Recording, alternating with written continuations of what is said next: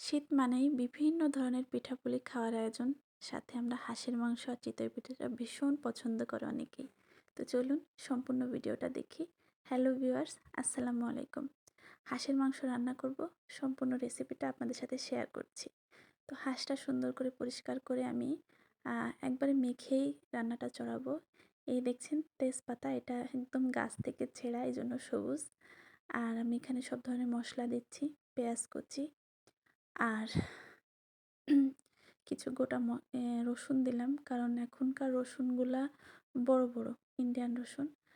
আর হলুদ গুঁড়া, মরিচ গুঁড়া দিচ্ছি, লবণ আর কিছু দারুচিনি টুকরা আর এলাচ, লবঙ্গ। এই মাংস রান্না করতে যা যা লাগে আর কি, তেল দিলাম। এগুলো সব কিছু দিয়ে আমি সুন্দর করে মাংসটাকে মেখে নিব।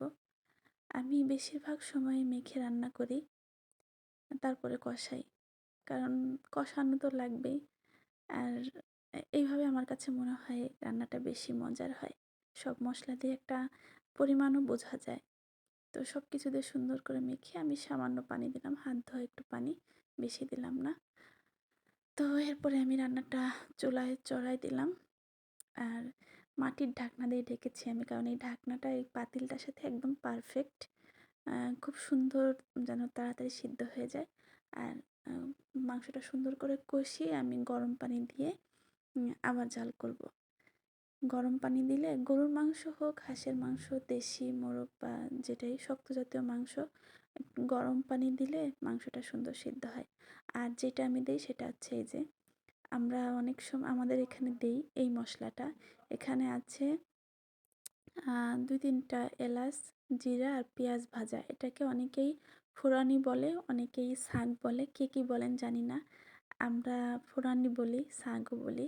এই জিনিসটা দিলে তরকারিটা অনেক মজার হয়।